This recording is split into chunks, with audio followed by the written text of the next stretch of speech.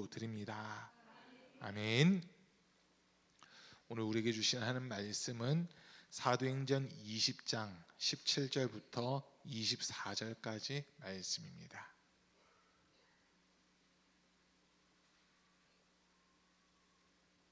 사도행전 20장 17절부터 24절까지 말씀입니다. 제가 한 절 읽고 또 우리 성도님들이 한 절 읽고 서로 교독하겠습니다. 바울이 밀레도에서 에베소로 사람을 보내어 교회 장로들을 불렀다.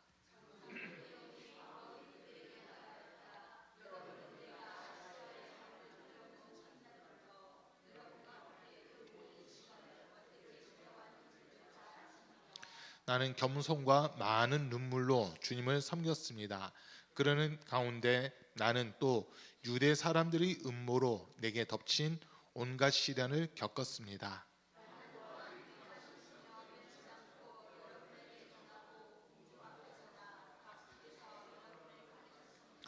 나는 유대 사람에게나 그리스 사람에게나 똑같이 회개하고 하나님께로 돌아올 것과 우리 주 예수를 믿을 것을 엄숙히 증언하였습니다.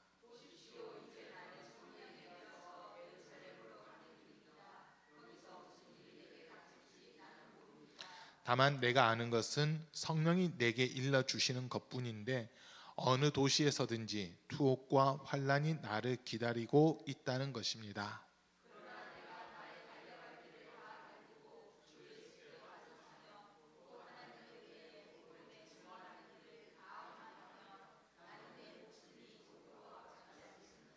아멘.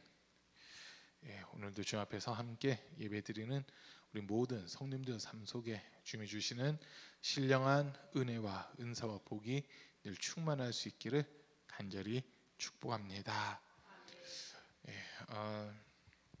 이번 주는 이제 우리가 성령에 대한 말씀들을 계속 좀 듣고 있는데요. 주일날은 예수님께서 공생애를 시작하시면서 이사야에 있는 말씀, 하나님의 영이 내게 내리셨다라고 하는 이 말씀을 중심으로 해서 예수님의 모든 공생애가 성령을 통해 이루어지고 진행되었다라고 하는 이런 말씀 들었습니다. 그 어느 것 하나, 예수님의 공생애와 관련해서 그 어느 것 하나 성령의 도우심 또는 성령의 역사 없이 한 것은 하나도 없었다라고 하는 이런 말씀을 우리가 들었고요.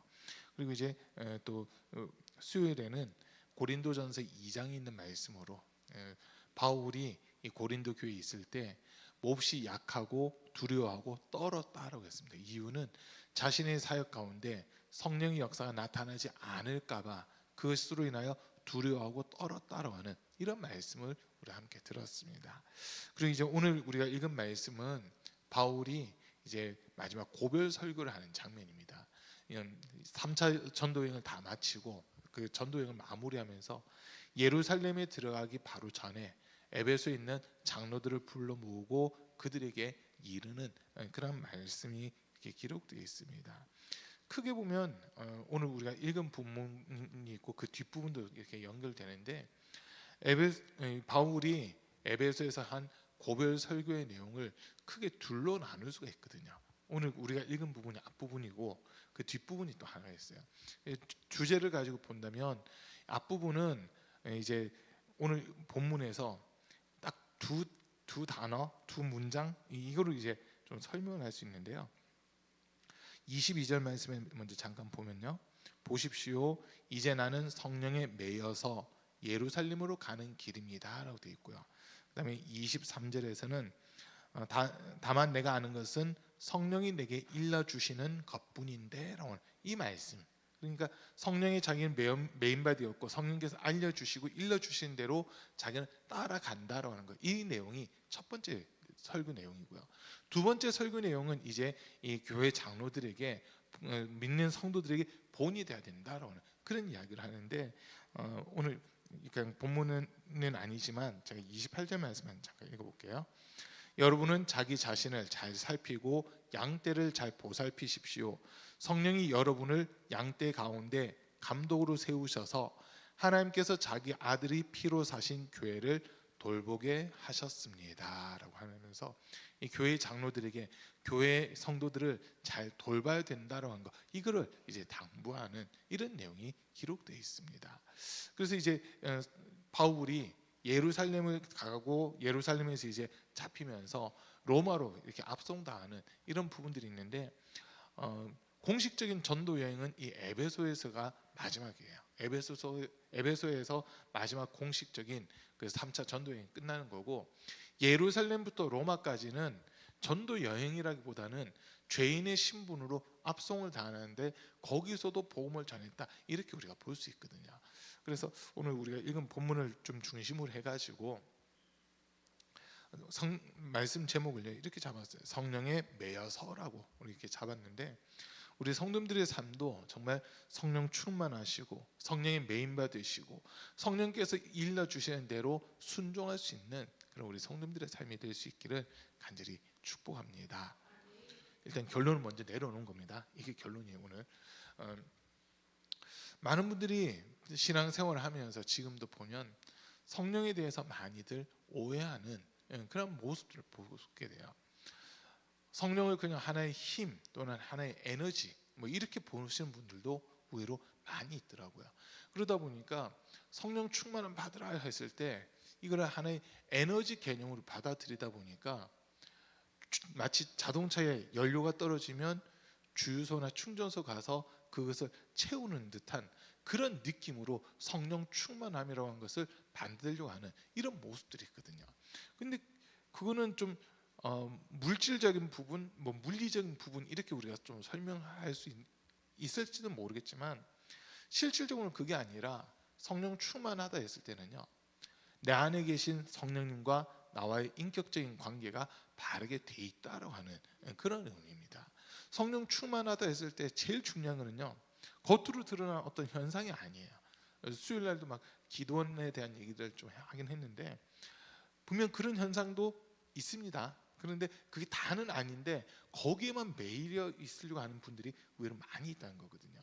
실질적으로 성령 충만하다고 하는 것은 내가 내 삶의 주인이 아니라 내 안에 계신 성령님이 내 삶의 주인 되셔서 주님이 원하신 대로, 주님이 뜻하신 대로 나를 마음껏 쓸 수 있는 그 모습이 되어 있는 것, 이게 진짜 성령 충만한 모습이다라고 하는 겁니다.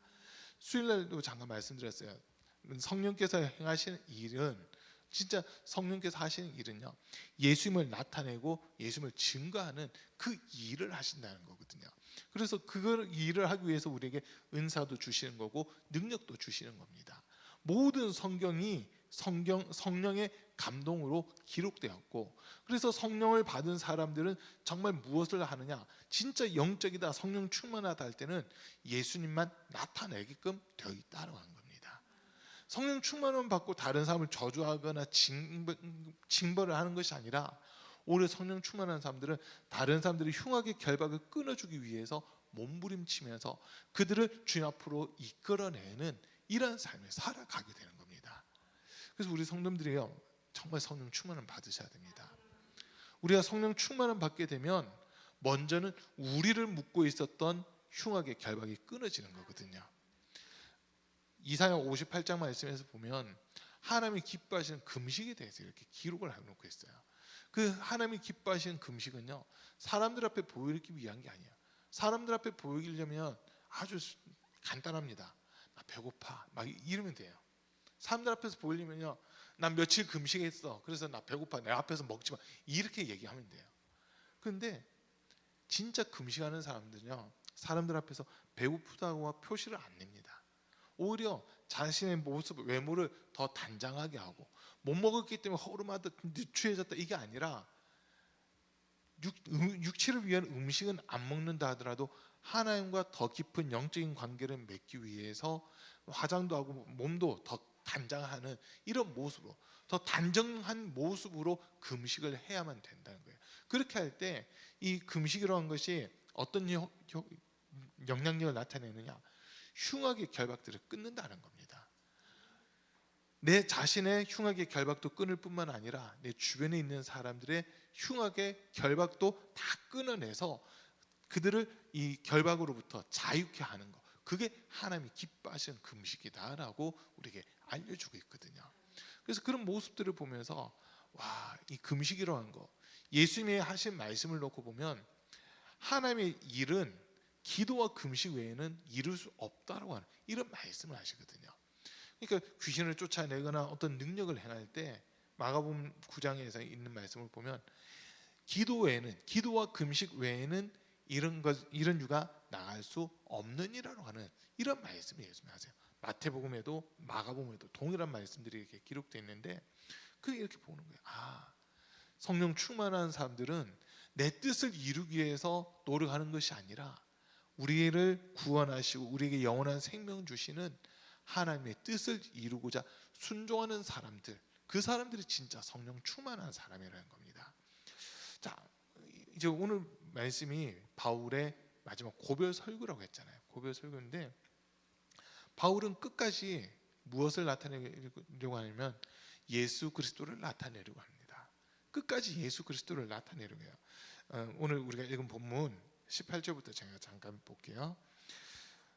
장로들이 오니 바울이 그들에게 말하였다. 여러분은 내가 아시아에 발을 들여놓은 첫날부터 여러분과 함께 그 모든 시간을 어떻게 지내왔는지를 잘 아십니다. 나는 겸손과 많은 눈물로 주님을 섬겼습니다. 그러는 가운데 나는 또 유대 사람들의 음모로 내게 덮친 온갖 시련을 겪었습니다. 나는 또한 유익한 것이면 빼놓지 않고 여러분에게 전하고 공중 앞에서나 각 집에서 여러분을 가르쳤습니다 라고 하는 이런 이야기를 하고 있습니다. 그러니까 지금 예수 그리스도를 나타내고 증거하기 위해서 눈물도 많이 흘렸고 사람들에게, 특별히 유대인들, 지금 바울이 가는 지역마다 유대인들이 있었는데 그 유대인들로 인해서 많은 핍박을 받았다고 하는 거예요. 소위 배도자 또는 종교를 바꾼 이런 좀 역적이라고 해야 되나요? 그 배반자, 배신자라고 하는 그런 프레임으로 해가지고 이 바울이 유대인들에 의해서 많은 고통을 당하거든요. 가는 곳마다 유대인들이 와서 시비를 걸어요.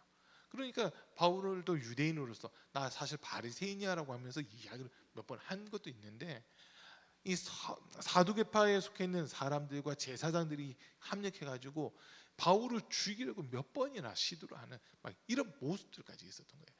그런데 그럼에도 불구하고 환란이 있어요. 가는 곳마다 환란이 있고 핍박이 있고 고통이 있고 괴로움이 있는데도 불구하고 계속 가는 거예요.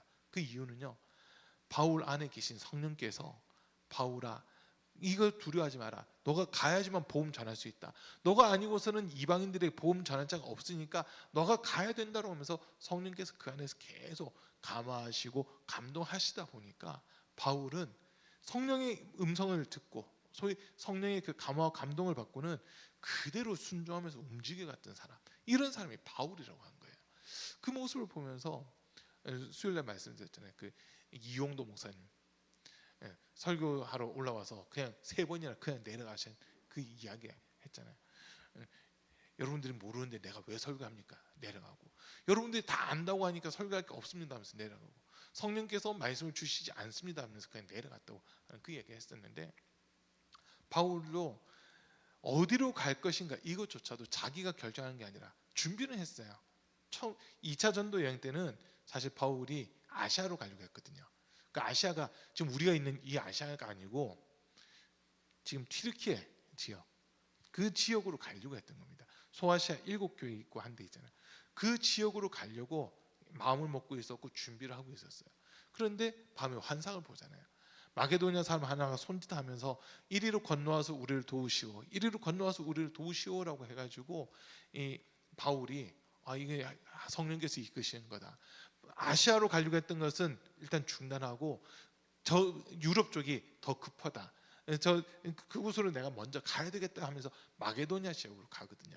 그 마게도냐의 첫 번째 성이 빌립보예요. 그 빌립보에 들어간 입구가 네아폴리라고 하는 항구인데 그곳으로 들어가서 복음을 전하는 이런 모습들이 있었잖아요. 바울은 분명 똑똑한 사람이에요. 그리고 요즘 그 MBTI라고 하는 거 있잖아요. 그거를 이렇게 많이 본다면 제가 볼 때 바울은요 상당히 T가 강하고 J가 강한 사람입니다. J가 뭐냐면요 계획적인 사람들이거든요. 계획적인 사람들. T가 강하다고 하는 것은 논리적인 사람들이에요. 감성에 의해서 움직이는 것이 아니라 논리적으로 맞냐 안 맞냐 요걸 따지는 사람이 T가 강한 사람이거든요. 그래서 사실 여부만 확인하는 건 T. 그 사실관을 보면서 그 뒤에 마음이 어떨까 요거까지 생각하는 건 F. 뭐 보통 이렇게 얘기를 해요. 그 다음에 J가 있고 P가 있어요. P는 좀 즉흥적인 사람들, 좀 무계획적인 사람들이 P에 해당된다고 그러고요. J에 해당되는 사람들은 철저하게 자기가 하나부터 열까지 계획하고 준비해서 그대로 움직여가는 그러한 사람이거든요. 제가 볼 때는 이 바울이라는 사람은 제가 볼 때는 바울은 T와 J가 아주 강한 사람입니다. 그러니까 왜 그런 현상들이 나타나냐면 똑똑하기 때문에 공부도 엄청 많이 했어요. 그리고 어려서부터 엄격하게 율법을 지키면서 살다 보니까 T와 J가 엄청 강한 그런 모습으로 살았던 게 바울이었거든요. 그러니까 자기 계획대로 안 됐을 때는 상당히 속상해하는 이런 부분들이 사실 많이 있어요. 그런데 그럼에도 불구하고 자기의 계획보다도 내 안에서 역사하시는 성령님의 계획을 더 존중하다 보니까 자기가 준비했던 아시아로의 그 전도 여행을 포기를 하고 마게도냐로 가는 이런 모습을 보여주더라고 한 겁니다. 자기 계획이 이제 나올 수가 없는 거예요. 왜? 성령께서 이끄신 대로 따라가다 보니까 내 계획, 내 생각은 내려놔야만 되는 이런 모습들이 있었다고 한 거거든요. 성령께서 일하시는 모습을 보면요, 참 우리 머리로는요 이해 안 되는 부분들이 사실 많이 있습니다. 금방 얘기했잖아요. T라든지 J형의 어떤 사람들은 하나님께서 F와 또 P형으로 많이 바꿔가지고 사용을 하시고요. 또 반대로 F와 P가 강한 사람들은 T와 J가 좀 더 들어가게끔 해가지고 주님에 합당하게끔 그렇게 사용을 하신다고 하는 거거든요. 그걸 보면서 나는 이거야라고 우리는 단정적으로 얘기를 하고 있지만 성령님께서는요, 네 성격이 아무리 그래도 너는 이렇게 따라와 이러면은 따라갈 수밖에 없다라고 하는 거. 그걸 우리가 또 좀 보게 되는 겁니다. 죄송해요. 요즘 MBTI 가지고 얘기를 안 하면 젊은 사람들하고는 얘기가 안 된다고 그러더라고요. 그래서 그러다 보니까 저도 모르게 지금 MBTI에 대한 얘기를 좀 했는데, 그러니까 앞에 두 개는 모르겠어요. 바울이 앞에 두 개는 뭔지 모르겠어요. 인지, I인지, S인지, N인지 그건 잘 모르겠어요. 근데 T와 J가 강한 사람은 맞는데 그럼에도 불구하고 성령께서 이끄신 대로 따라가는 모습을 보면서 자기의 자아를 내려놨다는 거, 이걸 우리가 볼 수 있다는 거거든요. 내 자아가 그대로 있으면요, 성령께서 아무리 감화하고 감동하신다 하더라도요 내 자아대로 움직여 버립니다.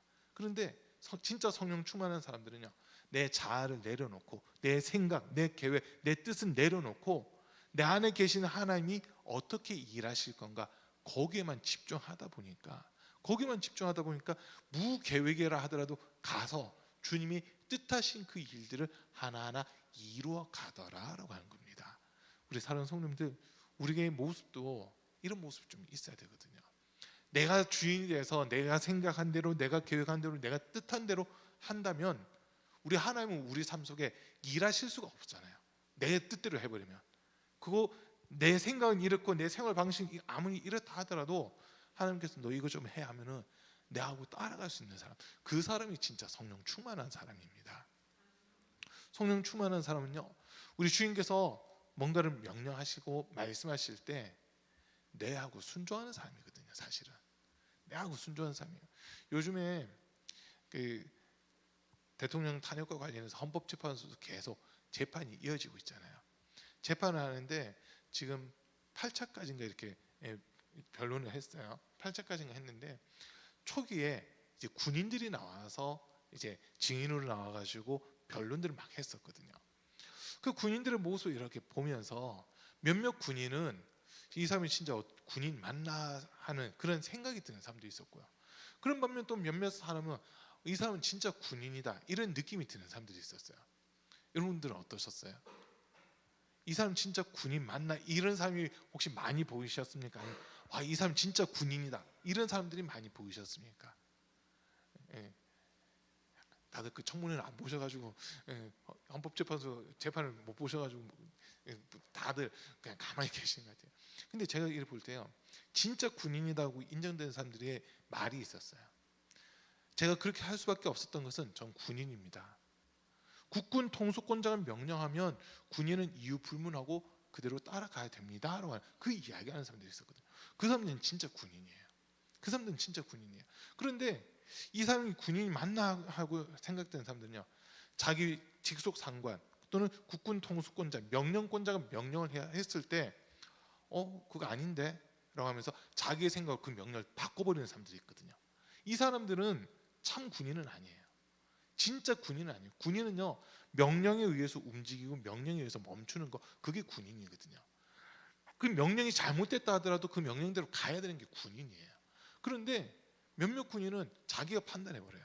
이거는 아닌데, 이거는 안 되는데 라고 하면서 명령 떨어진 것을 중단시켜버리는 이런 군인들도 있었어요. 그런데 몇몇 군인은 통수권자가 얘기한 거니까 이거는 내가 무조건 따라가야 된다. 왜? 내가 군인이니까 따라가야 된다. 그런 사람들이 있었거든요. 그 모습을 이제 우리 신앙생활에 좀 접목을 시켜보는 거예요. 나는 주님이 쓰시고자 하실 때 어떤 모습일까? 주님께서 우리에게 말씀을 주시는데 나 혼자 판단해가지고 나 스스로 판단해서 이거는 아닌데 그것보다는 이게 방법이 더 좋은 것 같은데로 하면서 명령과 상관없이 움직이고 있는 모습이라면 그 사람이 참 그리스도인인가라고 이 질문을 한번 하게 되는 거거든요. 또 반대로 우리가 생각할 때는 부당할 수도 있어요. 그러나 내 안에 계신 주님이 원하시기 때문에 내가 그대로 순종하며 따라가겠습니다 하는 사람이 있다면 이 사람은 참 그리스도인입니다. 예전에 우리 그 성가대에서 한번 내가 진짜 그리스도인인가 그 찬양 한번 하셨었잖아요. 그 찬양 가사가 정말 많은 생각을 하게끔 하더라고요. 앞에서 설교하고 성도들의 영혼을 책임지고 있는 목사로서도 내가 진짜 그리스도인인가라고 이 질문을 한 번 더 하게 됐거든요. 제 스스로에게. 아마 그날 그 찬양을 불렀던 성가대원들은 그 찬양을 일주일 내내 아마 들었기 때문에 더 많이 생각하시지 않았을까 이렇게 느껴지는데, 아마 그 찬양을 제 생각에 최소한 5번 이상만 들었다면 자기 속에 계속 질문이 됐을 거예요. 내가 진짜 그리스도인 맞나? 내가 진짜 그리스도인인가? 내 뜻대로 살고자 하면서도 내가 그리스도인이라고 하는 건 아닌가? 나를 구원해 주신 그 주님 뜻대로 내가 살아가고 있는가? 이걸 계속 자기에게 질문하면서 자신의 모습을 아마 보셨을 것 같아요.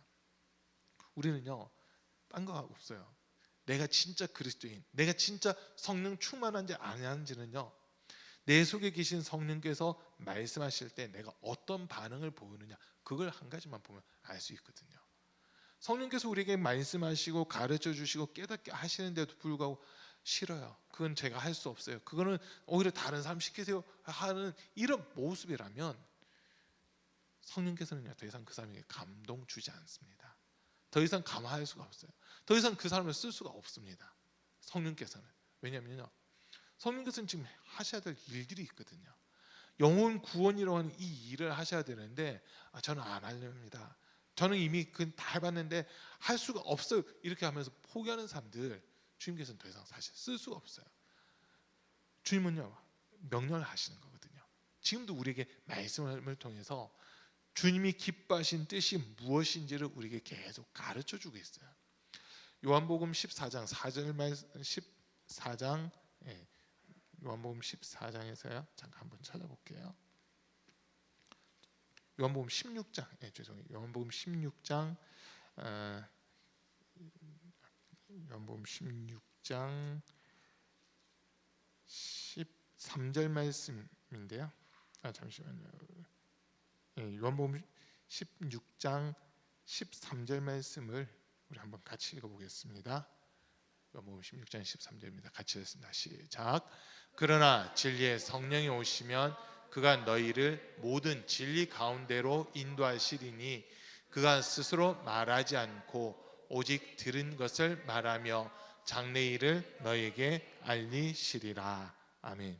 자, 보세요. 지금 여기서 말씀해 보면 진리의 성령이 오시면 그가 너희를 모든 진리 가운데로 인도하신다 그랬잖아요. 성령께서 우리에게 감동하시고 감화하시는 그 말씀 자체가 진리거든요. 영생이고 생명인데 그러면 그 말씀 가운데로 우리 이끌려고 하신다는 거예요. 우리가 우리 생각대로 가는 거는 주님이 원하지 않는 곳을 향해서 갈 가능성이 훨씬 많거든요. 로마서 8장에서 보면 육신의 생각과 영의 생각 둘을 나누고 있잖아요. 육신의 생각은 사망이요 영의 생각은 생명과 평안이다.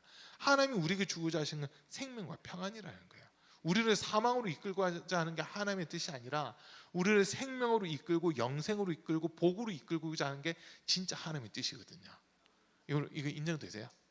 그러니까 우리를 생명력 있게끔 하려고 하는 게 하나님의 뜻이고 성령께서 하시는 일인데, 그 성령님께서 이끄신 대로 따라가면은 생명이 있고 평강이 있고 복을 마음껏 누릴 수 있어요. 그러나 우리 육신의 생각은 그거 안 되는 거잖아, 그거 아닌데 라고 하면서 육의 생각은 정반대로만 가려고 하거든요. 그러면 이 길 끝에는 평안함이 없다는 거예요. 사망만 있다는 겁니다. 사망만.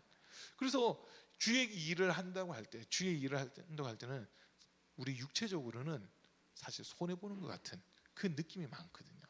손해 보는 느낌이 상당히 많아요. 그렇지만 우리 주님이 그걸 보고 계신다는 거거든요. 주목을 하고 계시는 거예요. 이 사람이 진짜 나를 사랑하고 나를 존중하고 나를 대우해 주는 사람이냐 그렇지 않느냐, 주님 그 중심을 보고 계시는 겁니다. 우리의 생각으로는 아무리 오라도, 오늘 새벽에 오신 분들 말씀 들으셨잖아요. 우리는 피조물이에요. 엘리후가 요브에게 하는 말이 당신이나 나나 똑같습니다. 하나님이 우리를 흙으로 만드셨습니다. 그리고 우리에게 생기를 불어넣어서 이렇게 사람이 되게끔 했는데 피조물인 주제에 어떻게 하나님에게 대항할 수 있습니까? 라고 하는 그런 이야기를 엘리후가 요브에게 하거든요. 그 모습을 이렇게 보면서 맞아, 우리는 피조물이야. 그러면 나를 창조하신 하나님이 뜻이 있어서 나를 창조하셨고 나를 보내셨다면 부르시는 대로 내가 따라가야 돼. 이게 피조물의 모습이거든요. 하나님이 우리에게 뜻하신 바가 있음에도 불구하고 그 일을 이루고자 우리에게 말씀하시고 기회를 주셨음에도 불구하고 우리는 그걸 하면 난 손해요 하면서 내 입장만을 얘기한다면 하나님께서는요, 너는 내가 아무리 감화하고 감동 주고 복을 주려고 해도 너가 스스로가 듣지 않는구나라고 하면서 더 이상 말씀하지 않는 이런 모습이 되어버린다는 겁니다. 그래서 우리 사랑하는 성도님들, 진짜 성령 충만하다 할 때는요, 내 생각, 내 계획, 내 뜻은 내려놓고 성령께서 이끄신 대로 따라갈 수 있는 사람, 그 사람이 진짜 성령 충만한 사람입니다. 우리 사랑하는 성도님들이 그런 삶이 될 수 있기를 축복합니다. 성령께서는 우리를 영생으로 이끌어주고 싶어 하시고 천국으로 우리를 인도해주고 싶어 하시고 하나님 앞에서 우리를 의롭다라고 해주고 싶어서 지금 계속 말씀을 주시는 거거든요. 인간의 기준으로 보면 전혀 달라요. 인간의 기준으로 보면 저 미련한 거, 저 어리석은 거, 왜 저렇게 손해볼 짓만 골라서 해, 이런 소리를 들을 수도 있어요. 그러나 하나님이 보실 때는 너가 진짜 나를 사랑하고 있구나, 너가 진짜 나를 인정하고 있구나라고 그렇게 봐주신다는 거거든요. 나중에 저 여러분 주님 앞에 서셔야 되잖아요. 주님 앞에 설 때 우리 안에 계신 성령님께서 우리를 변호해 주셔야 되거든요. 성령께서 뭐라고 말씀하실지 한번 잘 생각해 보세요. 내 안에 계신 성령님이 주님 앞에서 이영훈이라는 성도는 하나님 아버지의 뜻을 이루기 위해서 제가 감화하고 감동할 때마다 싫다고 했습니다.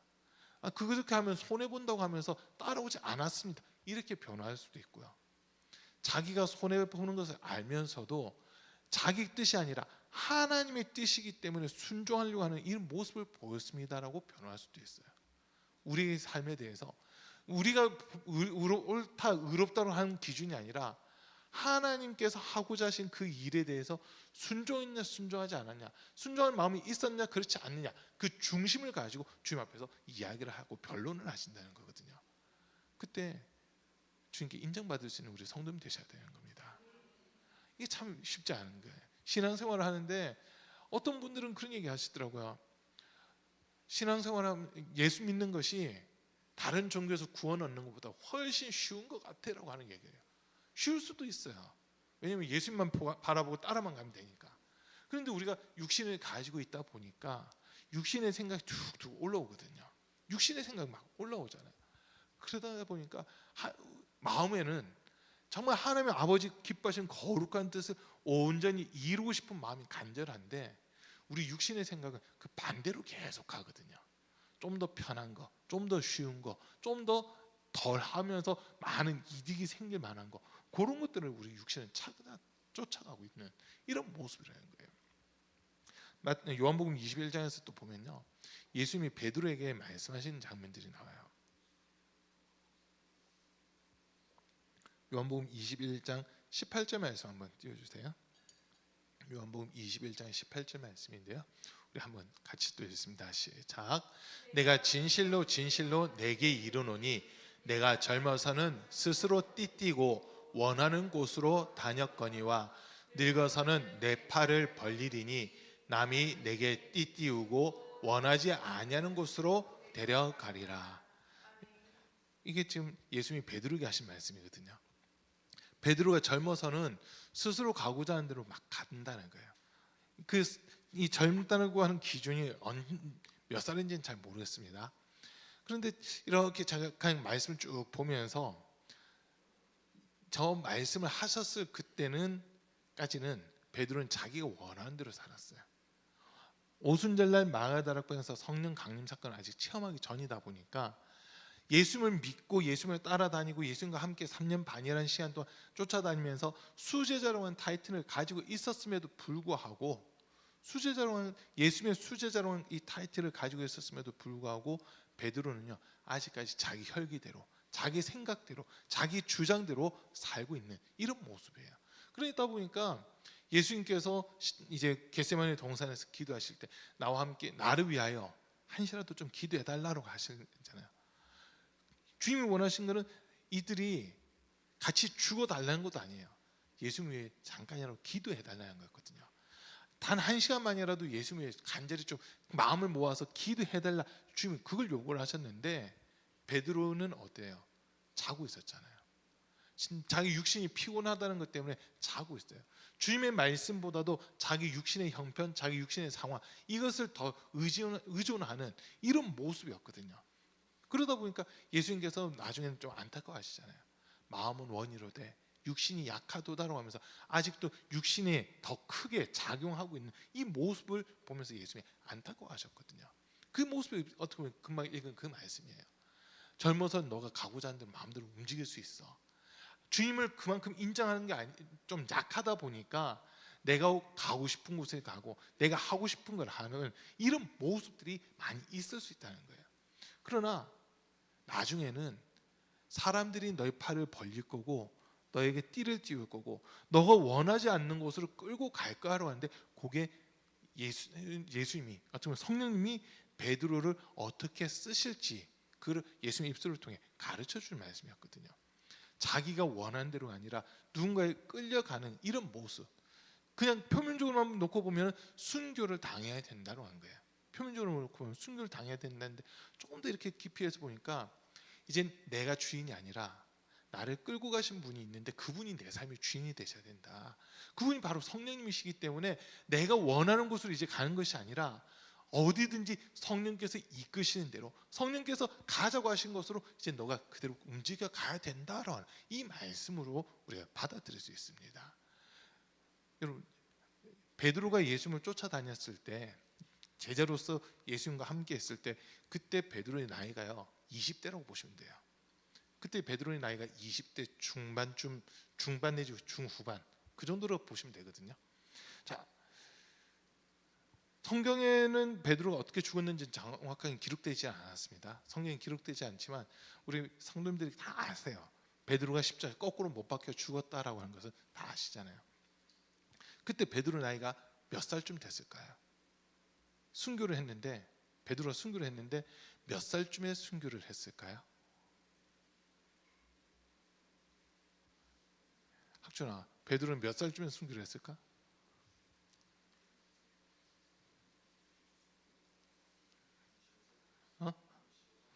비슷해요. 60대 중반쯤으로 그렇게 보고 있거든요. 그러니까 예수님을 쫓아다니고 나서 예수님이 하늘로 올라가시고 나서 약 한 40년쯤 후에 이렇게 베드로가 순교했을 것으로 그렇게 보고 있어요. 그리고 바울은 조금 더 뒤에요. 바울은 이제 예루살렘 성전 무너지고 그 무렵이라고 보시면 되는데, 그러니까 베드로가 순교한 거는 AD 한 60년에서 65년 그 정도 이렇게 보고 있거든요. 그리고 바울은 예루살렘 성전이 70년에 무너지는데 그 이후로 보고 있어요. 그래서 바울도 그렇고 베드로도 그렇고 신앙의 위대한 이 인물들이 젊어서 순교한 게 아니라 나이가 어느 정도 든 다음에 순교를 했다는 거거든요. 뭐 성경에 나와 있는 인물들 중에서 폴리캅이라고 하는 인물, 요한의 그 제자, 사도 요한의 제자인 폴리캅은 80 몇 세까지 이렇게 88세까지 살면서 88세, 89세 그때 순교 당했거든요. 그리고 요한은 거의 100세 가까이 살면서 100세는 꽉 채우는 건 아니에요. 요한복음, 요한계시록 있는 책이 AD 90년에서 100년 그 사이에 쓰여진 걸 보고 있는데 그때까지 이렇게 살았다 했을 때 요한이 예수님 제자 중에서 제일 어린 제자였거든요. 그러면 20살이 됐을까 말까 한 그 정도 나이였다고 보시면 돼요. 예수님과 함께 있었을 때. 그리고 그로부터 한 60년, 70년 이렇게 지났기 때문에 6, 70년 정도 더 지났기 때문에 이 요한의 나이도 한 80에서 90 그 사이에 이제 죽게 됐다고 보시면 되거든요. 어쨌든 예수님의 그 제자들 정말 아주 젊은 나이에 순교한 제자들도 있었지만 베드로라든지 바울이라든지 이런 사도들은 거의 70대, 60대, 70대 그 정도 나이에 순교했다고 보시면 되거든요. 그러니까 이들이 그 마지막 순교한 그때까지 자기 의지대로 살아간 것이 아니라 오순절날 망의 성령 강림 사건이 있기 전에는 자기 의지대로, 자기 생각대로, 자기 주장대로 살았습니다. 그렇지만 성령 받고 난 이후, 성령의 충만함을 받고 난 이후에는 자신의 생각대로 살아가는 것이 아니라 성령께서 이끄시는 대로 따라가는 그런 삶을 살아가는 겁니다. 이런 모습을 보면서 우리가 이게 성령 충만이다라고 이야기를 할 수 있다는 거거든요. 지금 바울이 오늘 본문에서도 보면요, 사도행전 20장 아까 우리가 읽었던 말씀에서 보면 22절, 23절 여기서 성령에 매였다. 그리고 또 성령이 내게 일러주시는 것뿐이다라고 하는 이 이야기를 하고 있거든요. 성령에 매응받았던 거예요. 성령께서 자기를 꽁꽁 묶어가지고 끌고 다닌다라고 하는 지금 그런 표현이거든요. 자기 의지대로 뭔가 움직이는 것이 아니라 성령께서 가자 하면 내하고 그냥 쫓아가는 이런 모습이 지금 바울의 모습이라는 거예요. 또 성령께서 바울에게 뭔가 이렇게 말씀하시면 그게 아무리 어렵든 힘들든 고통스럽고 괴롭다 하더라도 성령께서 말씀하셨으면 내하고 지금 따라가고 있는 모습, 이게 바울의 모습입니다.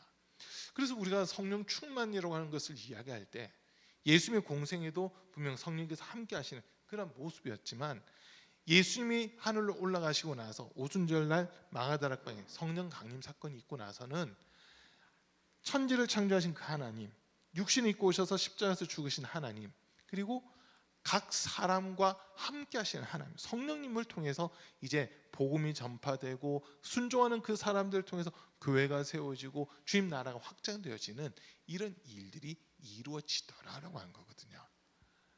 자, 이제 우리한테 한번 적용을 시켜 볼게요. 여러분 어떠세요? 아직도 내가 원하는 대로, 내가 뜻하는 대로 움직이고 계십니까? 아니면 내 의지와 상관없이 성령께서 이끄시는 대로 따라가고 계십니까? 이거는 대답하지 마세요. 그냥 여러분 속으로만 대답하세요. 괜히 대답했다가 제가 당황하면 안 되니까 여러분 속으로 잘 대답을 하셔야 돼요. 나는 아직도 내 뜻대로 살고 있는가? 아니면 나를 구원하신 그 예수 그리스도의 이름으로 오신 성령님이 이끄신 대로 내가 따라가고 있는가? 이걸 우리 스스로에게 질문을 계속 좀 해보셔야 돼요. 여기 질문에 대한 대답을 들어보면 그 사람이 진짜 성령 충만한 사람인지 그렇지 않은지가 명확하게 나눠지는 거거든요. 성령 충만한 사람은요, 내 뜻대로가 아니에요. 주님이 원하시는 대로입니다. 주님이 원하시는 대로. 우리가 찬양 중에 나 주님의 기쁨 되기 원하네 하면서 찬양 막 부르잖아요. 내가 원하는 한 가지 주님의 기쁨 되는 거, 주님의 기쁨이 되는 것 하면서 막 찬양을 하는데, 찬양은 그렇게 하는데 어떻게 진짜 그렇게 살아가시나요? 찬양과 삶이 많이 좀 다르지 않으세요? 내가 원하는 거 주님의 기쁨이 되기 원하는데, 그런데 정작 살아가는 모습을 보면 주님의 기쁨이 되기 원합니다라고 해서 찬양하고 나면 성령께서 우리에게 분명 감아 주시거든요. 감동을 주시거든요. 너 이거 한번 해볼래? 내가 이걸 너를 통해서 하고 싶은데 너 이거 한번 해봐. 마음을 주시거든요. 그런데 그 마음이 들잖아요. 아니요, 이건 제가 할 거 아닌데요. 다른 사람이 해야 되는데요. 다른 사람이 해야 되는데 이런 경우들이 사실 많이 있다는 거예요. 주님께서는 우리를 정말 주님이 영광 받으실 그곳으로 우리를 보내고 싶으신데 우리는요, 거기 가면 손해가 많은데요. 거기 가면 다칠 것 같은데요. 거기 가면 힘들 것 같은데요. 거기는 성공할 확률보다는 실패할 확률이 더 많은데요 라면서 우리가 막 계산하는 이런 모습들도 사실 많이 있어요. 상당히 많이 있습니다. 그러다 보니까 주님이 그 사이에서 갈등하신 거예요. 사람의 계산으로는 안 되기 때문에 주님이 사실 우리 보고 가라고 하시는 거거든요. 이해되세요? 이 말? 사람의 계산으로 될 것 같으면 주님이 감동 안 하세요. 그냥 내버려둬도 그건 되는 일이니까. 그런데 사람의 계산으로 할 수가 없기 때문에 주님이 나서고 싶어 하시고 주님이 개입하고 싶어 하시고 주님이 그 일을 이루고 싶어서 우리에게 마음을 주시는데도 불구하고 거기 가면 실패할 확률이 너무 높은데요. 성공 못할 것 같은데요. 어려울 것 같아요. 힘들 것 같아요 라면서 다른 길, 좀 더 쉬운 길, 좀 더 편한 길 이런 데를 사람들이 쫓아가려고 하는 사실 그 모습이 많이 있다는 거거든요. 근데 지금 바울은 보세요. 2차 전도 여행 때 아시아로 가려고 했다가 성령께서 감화하신 바람에 마게도냐로 먼저 갔어요. 그리고 3차 전도 여행 때 아시아를 간 거거든요. 3차 전도 여행 때 아시아를 가서 마지막 코스가 이 에베소라고 온 곳에 온 겁니다. 그러니까 지금 자기가 뜻한 그 부분도 결국은 이루어졌어요. 근데 우선순위를 뒀을 때 내 뜻보다는 나를 부르시고 나를 택하시고 나에게 사명을 주신 그 주님의 뜻을 먼저 이루고 그 다음에 자기의 뜻을 이루어가는 지금 이런 모습이 바울에게서 나타나고 있거든요. 여러분한테 이렇게 살아가라고는 제가 강요를 못하겠지만 이게 원리라는 거예요. 이게 원리예요. 하나님이 우리 중심을 이렇게 보고 계시거든요. 누구를 쓸 수 있을까? 누구를 사용할 수 있을까? 이걸 가지고 지금 주님이 고민하고 계세요. 이사야서 9장에 있는 말씀을 보면요, 그 이사야가 이제 소명받는 그 장면이 나오잖아요. 이사야 6장인가요? 6장에서 보면 소명받는 장면이 나와요. 환상을 보는 거죠. 기도하는 중에 환상을 보는데 성전 안에 하나님의 영광이 가득하게 있고 날개 6 달린 스랍들, 천사들이라고 보시면 돼요. 그 천사들이 성전 안에서 막 나는데 날개 둘로는 자신의 얼굴을 가렸고 날개 둘로는 자신의 발을 가리고 또 날개 둘로 날면서 하나님을 찬양하는데 거룩하다라고 막 하나님을 찬양합니다. 그때 이사야가 덜덜 떨면서 두려워하면서 하는 말이 나는 입술이 부정한 백성들 가운데 거하였는데 하나님을 찬양하는 저 천사들 봤다. 이제 난 죽게 되었다. 큰일 났다라고 하면서 막 두려워합니다. 그때 그 날개 6가지 스랍 중 하나가 내려와서 제단 숯불의 숯불을 부직교로 잡아서 이사야의 입술을 갖다 대거든요. 그리고 위에서부터 주님의 음성이 들리기를 이 제단의 숯불이 너희 입에 닿았으니 너희 죄가 사하여졌다라고 이 말씀이 들리는 거예요. 그 이사야는 자기 죄가 사해졌다는 것 때문에 기쁨과 감격이 막 넘치는 그 순간에 주님의 음성을 듣잖아요. 나를 위하여 내가 이 백성들에게 누구를 보낼 것인가라고 할 때 주님 제가 여기 있습니다. 저를 보내주십시오라고 하는 이 고백을 하는 거거든요. 이 말씀 한번 읽어볼게요. 시작.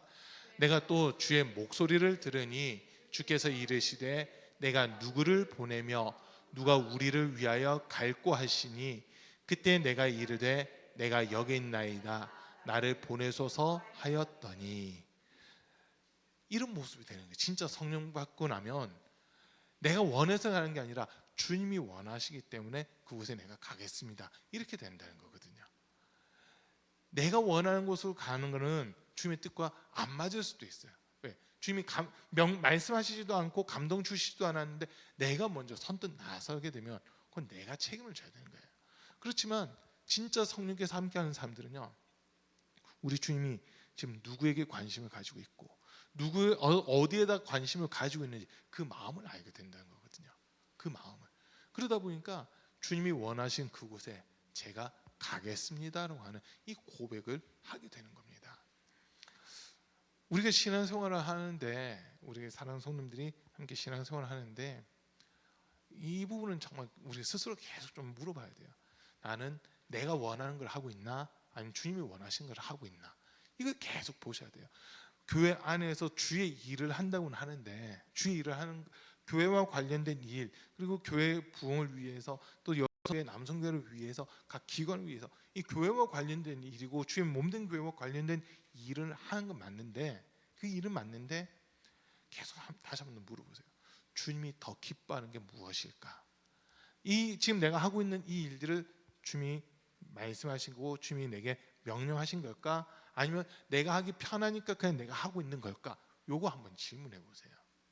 그리고 또 지금 내가 좀 꺼려하고 기피하고 있는 이 일이 그냥 내 기분, 감정에 의해서 내가 기피하고 있는 걸까? 아니면 주님 뜻인데도 불구하고 내가 기피하고 있는 걸까? 이거 한번 또 확인해 보셔야 돼요. 내가 하고 있는 일, 내가 피하고 싶은 일, 그 부분에서 내가 하고 있는 일이 주님이 원하시는 거고 주님이 말씀하신 것을 내가 하고 있다면 그 일은 계속 해야 돼요. 멈추면 안 되는 겁니다. 그러나 반대로 내가 하고 있는 일이 주님이 말씀하신 것도 아니고 주님이 뜻하신 것도 아니고 주님이 기뻐하신 것도 아닌데 내가 계속 하게 되면 이거는 죄가 되는 거거든요. 그건 또 죄가 될 수가 있어요. 이게 참 무서운 말씀이더라고요. 그래서 지금 바울의 모습을 보면서 와, 어떻게 하면 바울은 이렇게까지 주님의 말씀을 순종할 수 있을까라고 하는 이 질문이 사실 주어진 거거든요. 어떻게 하면 이렇게까지 순종할 수 있을까예요. 지금 바울은 이 에베소 교회 장로들 불러 모았을 때 사실 에베소 교회 장로들이 먼저 얘기를 했어요. 예루살렘 가지 마십시오. 거기 지금 바울 선생님 잡으려고 사람들이 대기하고 있습니다. 왜냐하면 이 장로들도 영적으로 깨어있는 사람들이기 때문에 환상을 통해서든지 뭔가 계시를 통해서 바울에게 일어난 일들을 먼저 같이 봤어요. 그런데 바울이 하는 이야기를 들어보세요. 나도 안다. 나도 알아. 그런데 성령께서 내게 계속 가라고 말씀하시는데 내가 그걸 어떻게 거부하겠느냐고 지금 그 이야기를 하거든요. 23절 말씀 다시 볼게요. 다만 내가 아는 것은 성령이 내게 일러주시는 것뿐인데 어느 도시에서든지 투옥과 환란이 나를 기다리고 있다는 것입니다. 바울도 알고 있어요. 지금 예루살렘 가면 잡히게 되고 감옥에 갇히게 되고 그리고 잘못하면 죽을 수도 있다는 것까지 바울도 알아요. 그러다 보니까 에베소 교회 장로들도 이 이야기를 들으면서 또 이들도 그 전날 밤에 기도하고 하면서 이거에 대한 환상을 분명 봤거든요. 그 음성들 계시라고 하는 걸 분명 받았거든요. 그러다 보니까 말리고 싶은 거예요. 가면 죽는데, 가면 잡히는데, 가면 매를 맞고 감옥에 갇히고 정말 이게 말이 아닌데 손해가 너무 큰데 안 가면 안 돼요라고 지금 말리고 있어요. 말리고 있어요. 그런데 바울은 내 마음도 그렇지만 성령께서 나에게 계속 말씀하셨다. 내가 가는 곳마다 핍박이 있을 거고 환란이 있을 거고 감옥에 갇히는 것이 있을 거고 이 사람들한테 잡히고 이런 일들이 있겠지만 너 그걸 너가 해줘야 된다라고 하는 그 마음을 성령께서 주시기 때문에 난 그걸 거부할 수 없다라고 하면서 쫓아간다는 거거든요. 그러면서 지금 고백하는 말이 24절 말씀인데요. 그러나 내가 나의 달려갈 길을 다 달리고 주 예수께 받은 사명 곧 하나님의 은혜의 복음을 증언하는 이 일을 다하기만 하면 나는 내 목숨이 조금도 아깝지 않습니다. 자, 지금 이 말이 뭐냐면요. 내 목숨보다도 하나님께서 내게 명하신 사명이 더 크다라고 하는 겁니다.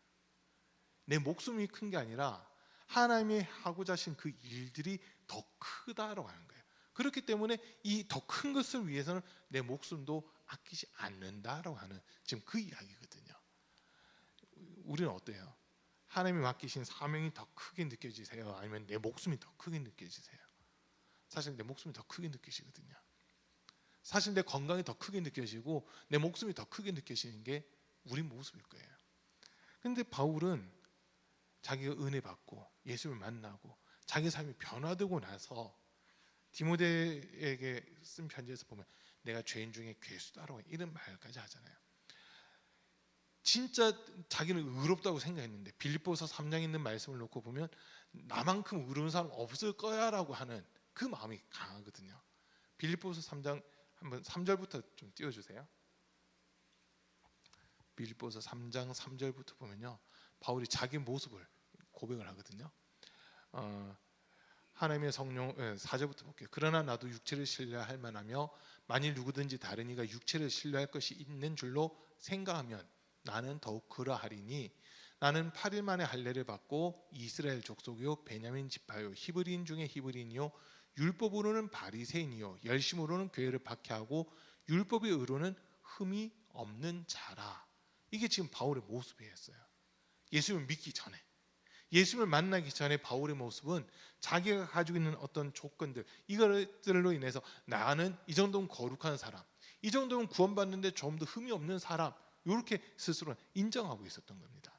그런데 진짜 다메섹으로 가던 그 동산에서 빛으로 오신 예수를 만나고 3일 동안 눈이 멀고, 그러면서 아나니아라고 하는 제사장을 통해, 선지자를 통해 안수받을 때 눈에서 비늘 같은 것이 벗겨지면서 고침받는 그 일이 있었잖아요. 그리고 나서 예수 그리스도의 복음을 듣고 세례를 받아요. 아라비아 광야로 가서 3년이라는 시간 동안 그 광야에서 영적인 것들을 깊이 경험을 합니다. 그때 경험했던 게 데살로니가 전서 4장에 기록되어 있는 마지막 때 하늘에 하나님의 호령과 천군과 천사들의 나팔 소리 울려 퍼질 때 잠자는 자들이 먼저 일어나고 그때까지 믿음을 지키고 있던 우리도 호련히 변화되는 모습, 이런 거 있잖아요. 예수님의 재림과 우리의 승천, 휴거라고 하는 거, 요 모습을 바울이 본 거예요.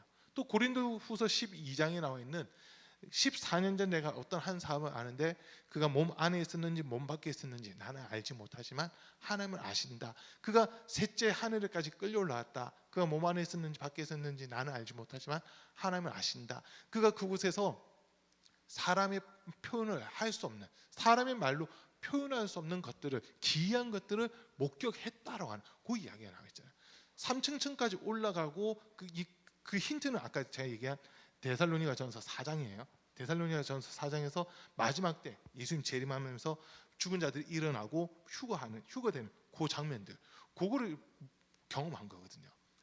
아라비아 광야에 있는 동안 3년 동안 영적으로 그런 것들을 깊이 경험하다 보니까, 그러고 나서 이 바울이 쓴 거의 마지막 책이 디모데후서거든요. 그 디모데후서에서 고백하는 말이 나는 죄인 중에 괴수다라고, 이 고백을 하는 겁니다. 예수님을 알기 전, 은혜 받기 전에는 나만큼만 하라고 해, 이거였어요. 어떻게 보면 다른 사람들을 향해서 나만큼만 해, 나는 의로워, 나 율법이 흠 없어, 나 다 지켰어, 난지 8일 만에 할례 받고 히브리인 중에 히브리인이야, 나 베냐민 지파야 하면서 혈통을 자랑하고요, 할례 받은 걸 자랑하고요, 바리새인이라고 하는 것을 자랑하고 열심으로 교회 박해하는 것, 이런 것들을 자랑했는데 예수를 만나고 은혜 받고 나서 보니까 그게 죽으려고 몸부림치는 모습이었다는 거거든요. 하나님의 영광을 위하여 살아간 게 아니라 온전히 자기 영광만을 위해서 살았기 때문에 하나님의 원수가 되어 있었고 하나님의 대적자가 되어 있었고, 그러다 보니까 죄인 중에 괴수라고 하는 그 말을 적용시킬 수밖에 없었던 모습이 나였다라고 하는 것을 고백하는 겁니다. 그걸 고백하는 거예요. 그리고 나서는 이 바울은요, 자기의 생각을 다 내려놓고 성령께서 너 여기로 좀 가, 네 하고 가요. 거기서 박해를 받고 핍박을 받으면 또 다른 마을로 가, 네. 또 여기서 또 핍박 받았지, 또 다른 곳으로 가자. 그러나 너가 전도 실패한 게 아니야. 너는 비록 박해를 받고 고난을 받았지만 이곳에 예수 피가 뿌려졌어, 이곳에 복음이 전해졌어, 이곳에 교회들이 지금 세워지고 있으라고 하면서 주님이 바울을 위로해 주시는 거였거든요. 사람의 눈으로 보면요, 바울이 전도 여행한 거, 3차에 걸쳐서 전도 여행한 거는요 실패처럼 보일 수도 있습니다. 베드로는 한 번 설교할 때 3,000명, 5,000명씩 회개하고 돌아왔잖아요. 근데 바울은 한 번 설교할 때 많으면 12명이었어요. 적을 때는 7명이고. 이 숫자 비교가 안 되잖아요. 그러면 바울은 베드로에 비하면 자기는 실패한 것처럼 느껴질 수도 있는데 하나님 입장에서 볼 땐 그게 아니에요. 너가 순종했기 때문에 이 지역에 교회가 세워졌어. 이 교회를 통해서 이 지역을 묶고 있었던 음부의 권세가 깨졌어. 이 교회 비록 몇 명 안 되지만 이 교회를 통해서 이 지역의 흉악의 결박들은 끊어졌어라고 하면서 주님이 이 승리를 선언해 주시는 거였거든요. 한 사람이 순종할 때 한 지역이 바뀌는 거였고요, 한 사람이 순종할 때 바울이 그 가는 곳마다 교회가 세워지는 이런 일들이 일어나더라고 한 거거든요. 주님의 일은요 실패가 없습니다. 주님께서 우리에게 감화하시고 감동하신 그 일에 대해서는 주님이 책임을 지시기 때문에 절대 실패가 없어요. 우리 눈으로 볼 때 왜 이거밖에 안 됐을까 이런 아쉬움은 있을 수는 있지만 우리 눈으로 볼 때는, 그러나 하나님이 보실 때는 아쉬운 게 아니라 이곳의 음부의 권세가 깨졌다, 이곳을 다스리던 사단의 권세가 깨져버렸다라고 하면서 주님의 승리를 선언해 주시는 거거든요. 이게 성령 충만한 사람들의 모습입니다. 우리 사랑하는 성도님들이 가는 곳마다 이런 일들이 있어야 돼요. 우리 사랑하는 성도님들이, 우리 가운데교회 사랑하는 성도님들이 가는 곳마다 음부의 권세가 무너지고요, 사단의 괴계가 끊어지는, 흉악의 결박들이 끊어지는 이런 일들이 있어야 되는 겁니다. 우리 힘으로는 할 수 없잖아요. 우리 힘으로는 할 수 없어요. 성령께서 감동하시고 감화하실 때 아멘하고 순종하는 그 사람을 통해서 주님이 이 일을 이루어 가시는 거거든요. 그래서 우리 성도님들, 우리는요 그냥 주님이 무슨 말씀을 하시든지 아멘하고 따라가야 되는 겁니다. 요한복음 2장에서 보면 예수님의 첫 번째 이적 이야기가 나와요. 여러분 잘 아시는 가나 혼인잔치에서 물이 포도주로 바뀌는 사건이거든요. 예수님을 믿었던 사람은 그 잔치 자리에 딱 한 명밖에 없었습니다. 예수님의 어머니 마리아. 예수님의 어머니인 마리아만 예수님을 믿었고, 예수님의 제자들도 그곳에 같이 잔치 참여를 했는데, 예수님의 제자들은 아직 예수님이 누군지는 잘 몰라요.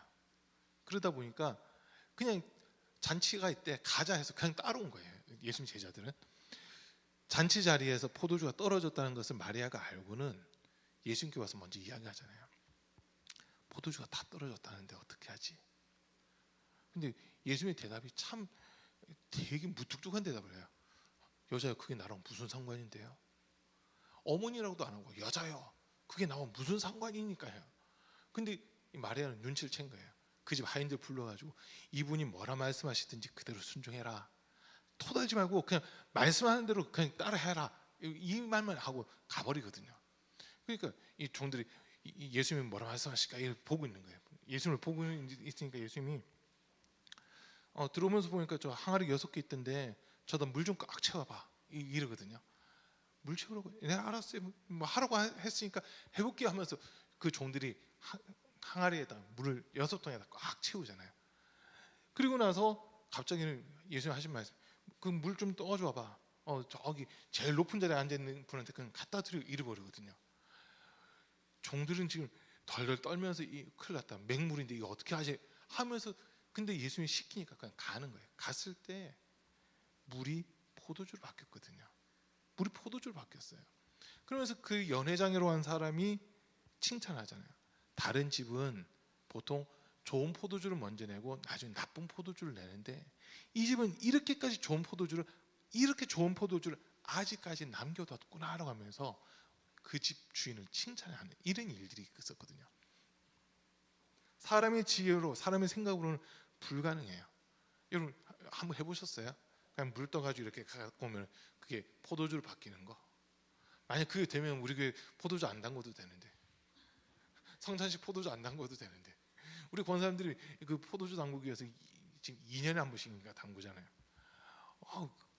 진짜 물만 딱 넣는데 이게 예수님 말씀대로 포도주 딱 바뀐다 하면은 포도 사지 않아도 되고 설탕 안 사도 되고 막 이럴 것 같잖아요. 우리 생각에는, 우리가 볼 때는 물이 포도주로 바뀐다, 이게 사실 불가능한 일이거든요. 이해가 안 되는 일이에요. 그런데 하나님이 하시겠다면은 그건 아무것도 아니거든요. 그 물이 언제 포도주로 바뀌었을까 했을 때 아무도 몰라요. 그거는 물을 떠온 그 하인들만 이 사건에 대해서 알지 나머지는 몰라요. 그런데 그 하인들이 자기들은 믿음이 있는 게 아니에요. 마리아가 부탁을 했기 때문에 그 말을 듣고 그냥 순종한 것뿐이었거든요. 이 모습을 보면서 순종한다고 하는 것은 믿어야만 순종할 수 있는 건데, 믿어야만 순종할 수 있거든요. 저와 여러분들이 정말 예수를 믿고 있고 하나님의 약속의 말씀을 믿고 있다면 그 믿음에서부터 순종이 나오게끔 되어 있습니다. 우리가 순종하지 못하는 이유는요, 하나님이 살아계시고 절대자이시라는 것을 믿지 못하기 때문에 순종하지 않는 거거든요. 자, 성령 충만한 사람들은요, 아까 서두에 말씀드렸잖아요. 내 생각대로가 아니에요. 성령께서 나를 매어가지고 끈으로 나를 묶어가지고 야 따라와 하면 네 하고 그냥 따라가야 되는 존재, 그게 우리의 성도의 모습입니다. 그리고 성령께서 우리에게 뭔가 말씀을 주시면 제 생각이 이런 데가 아니라 말씀하신 대로 네 가겠습니다 하고 따라가는 거, 그게 사실 성도의 모습이라는 거거든요. 예수님께서 마태복음 5장에서 산상수훈을 가르치시잖아요. 소위 팔복, 다 아시죠? 팔복. 다 외우려고는 안 할게요. 자, 마태복음 5장 9절 이후의 말씀 좀 띄워주세요. 9절부터 11절까지, 10절부터 읽을게요. 10절부터 시작. 의를 위하여 박해를 받은 자는 복이 있나니 천국이 그들의 것임이라. 나로 말미암아 너희를 욕하고 박해하고 거짓으로 너희를 거슬러 모든 악한 말을 할 때에는 너희에게 복이 있나니 기뻐하고 즐거워하라. 하늘에서 너희의 상이 큼이라. 너희 전에 있던 선지자들도 이같이 박해하였느니라. 자, 오늘 말씀과 좀 연결해서 본다면 예수님이 지금 하신 말씀이 나를 위하여 박해를 받는 사람, 핍박받는 사람은 복이 있나니 천국이 그들의 것입니다라고 지금 이 말씀하시잖아요. 나로 인하여 너희가 욕먹고 사람들에게 싫은 소리 듣고 매맞고 따돌림 당했을 때 그때 슬퍼하는 게 아니라 오히려 기뻐하고 즐거워해. 왜냐하면 하늘에서 너희를 위한 상이 커. 자, 지금 이 모습만 한번 잘 놓고 보세요. 왜 박해를 받아야 될까요? 사람들에게. 왜 사람들에게 박해받고 핍박받고 예수 이름 때문에 멸시받고 천대받아야 될까요? 했을 때 주님이 그렇게 사셨잖아요. 주님이 그렇게 그 길을 걸어가셨는데 우리 보고 그 주님 가신 길 그대로 따라오라고 지금 말씀하시는 거거든요. 이게 예수님이 고난 안 받고 주님은 영광의 길만 가셨는데 우리 보고 고난의 길 가라, 이게 아니에요. 예수님이 우리를 구원하기 위해 먼저 고난의 길을 가셨잖아요.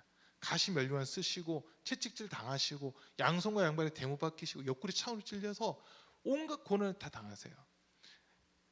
빌라도 뜰에서 그 재판 받을 때도 보세요. 사람들이 예수님을 조롱하기 위해서 가시 면류관 엮어가지고 머리 꾹 눌러 씌우면서 유대인의 왕이여 찬양받으소서 하면서 그 앞에 일부러 엎드려요. 그리고 이거는 왕의 규미다 하면서 내미는데 갈대를 내밀어요. 천으로 얼굴을 뒤집어 씌우고는 사람들 그냥 막 때린 다음에 누가 너를 때렸는지 맞춰보라고 그래요. 그리고 얼굴에다 침을 탁 뱉으면서 예수님을 조롱하고 멸시를 하잖아요. 예수님이 먼저 그 길을 가신 거거든요. 우리를 구원하기 위해. 우리의 죄를 없애고 죽을 수밖에 없고 심판받을 수밖에 없는 우리를 구원하기 위해 예수님이 그 길을 먼저 가셨잖아요. 그러면서 제자된 이들에게 너희가 진짜 나를 믿는다면 내가 간 이 길 너희도 같이 따라와야 돼. 이 길 가다 보면 세상 사람들이 싫어해. 그러다 보니까 세상 사람들이 너를 싫어해서 조롱도 할 거고 멸시도 할 거고 박해도 할 거야. 그럼에도 불구하고 너희가 나를만 바라보고 따라와. 그러면 너희가 상이 커. 하늘에서 너희를 위해서 예비된 상이 아주 커. 그러나 이 길이 아닌 다른 길로 갈 때는 너희를 위한 상이 준비되지 않아라고 하는 지금 이 말씀하시거든요. 누가 주의 길을 따라갈 수 있느냐 했을 때 성령 받은 사람이 주의 길을 따라갈 수 있습니다. 예수님이 그러시잖아요. 내가 곧 길이요 진리요 생명이니 나로 말미암지 않고는 아버지께로 올 자가 없느니라. 그 말 바꿔서 얘기하면요, 내가 길이야. 내가 가는 곳이 길이야. 그렇기 때문에 너희는 나만 따라오면 돼. 나보다 앞서가면 길이 없어. 그러나 내가 앞서가면서 길을 만들 테니까 나를 따라와. 나는 진리야. 난 거짓말하지 않으니까 나만 믿고 따라와. 다른 데는 참된 생명이 없어. 내가 참된 생명을 줄 테니까 나만 믿고 따라와. 사실 그 말씀이 되는 거거든요. 내가 곧 길이요 진리요 생명이다. 이 말씀이 길 없는 곳은 내가 길을 만들어 줄 테니까 다른 데는 영생의 길이 없어. 나만 바라보고 따라와. 세상 사람들이 조롱하더라도 견눈질을 하지 말고 나만 보고 따라와. 이 말이 되는 거거든요. 이 말이거든요. 그래서 우리 사랑하는 성도님들, 우리는요 이 마지막 시대를 살아가고 있는데 진짜 주님 앞에 살려면 우리 성령 충만을 받아야 됩니다. 성령 충만하지 않고서는 주님 앞에 결코 설 수 없다고 하는 겁니다. 그래서 바울의 이 고별 설교를 보면서 바울은 진짜 지금 자기 앞에 환난의 길들이 있어요. 성령께서 이미 말씀하셨어요. 너 이제 예루살렘 가야 돼. 근데 그곳에서 사람들이 너 잡을 거야. 너 감옥에 가둘 거야. 매도 맞을 거야. 그렇지만 너 이 길로 가야 돼. 왜? 너가 소원하고 있는 게 있잖아. 로마 황제에게 가서 복음 전하고 싶다고 너 계속 그랬잖아. 그러면 너 여기 있으면 안 되고 예루살렘 가. 그곳에서 내가 너를 제일 안전하게, 제일 빠르게 로마 황제에게 갈 수 있게끔 해줄게. 이렇게 얘기해야 된 거예요. 여러분, 바울이 만약 예루살렘 가지 않고 자기 생각대로 해서 로마로 간다고 해보세요. 그러면 공짜로 못 가요. 자기가 돈 다 내고 가야 돼요. 근데 죄수 신분으로 가다 보니까 공짜로 간 거예요. 공짜로 배 타고 공짜로 이렇게 해서 이동을 하게 된 거거든요. 하나님께서는 우리가 생각과는 전혀 다르게, 겉으로 볼 때는 죄수의 모습으로 간 거지만 로마에 가서 이태 동안 2년 동안 있으면서 아무도 바울을 터치하지 않아요. 바울이 자유롭게 복음을 전할 수 있도록, 대신 그 집 밖에는 나가지 못하지만 집 안에 있으면 사람들이 찾아와서 복음을 듣게 하는데, 사도행전 28장 말씀에 보면요, 황제 집안의 사람들도 복음을 받아들였다라고 그렇게 되어 있거든요. 그게 시초가 돼서 나중에 313년에 콘스탄티노플 대제에 의해서 기독교가 국교로 공인되는 이런 일들이 일어나는 겁니다. 바울은 그까지는 보지 못했잖아요. 국교가 돼서 전체가 모든 백성들이 무조건 예수 믿어야 된다, 이거를 보지 못했어요. 그러나 성령께서 가라고 하신 곳에 가는 겁니다. 순종히 가는 거예요. 이게 진짜 성령 충만한 사람의 모습이거든요. 오늘 함께 금요기도에 참석하신 우리 사랑하는 성도님들, 정말 성령 충만할 수 있기를 간절히 축복합니다. 내 뜻을 이루는 것이 아니라 하나님 기뻐하신 뜻을 이루가는 것, 그게 진짜 성령 충만함입니다. 우리 소망 없고 빛도 없는 어두운 세상을 우리 찬양을 하겠습니다.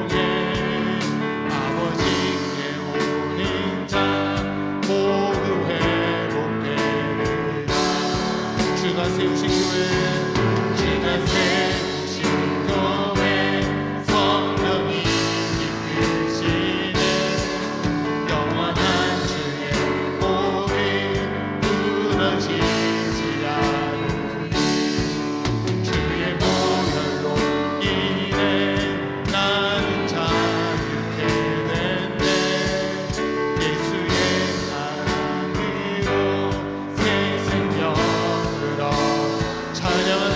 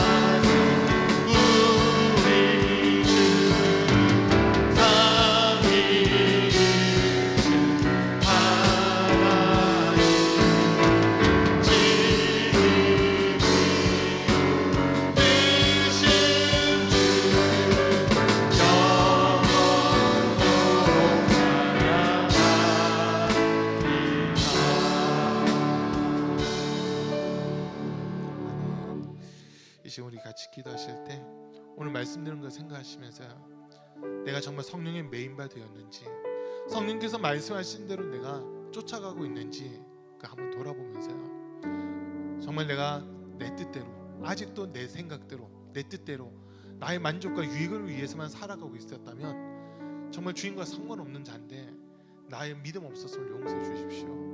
정말 내게 감화하시고 감동하시는 그 주님의 말씀에 귀 기울이게 하시고 성령께서 이끄신 대로 따라가면서 주님의 영광 나타낼 수 있는 우리가 되게 해달라고, 교회만 왔다 갔다 하는 자가 아니라 정말 성령 충만하여 주님 앞에 바르게 설 수 있는 믿음의 성도가 되게 해달라고 우리 주의 세 번 부르고 함께 기도하겠습니다. 주여, 주여, 주여. 하나님 아버지 감사합니다. 오늘 우리를 사랑하시고 불러주셨으며 이렇게 주님 말씀 듣게 하시니 감사합니다. 주님, 바울은 자신이 성령의 메인바 되었다고 하였습니다. 그리고 성령께서 말씀하신 대로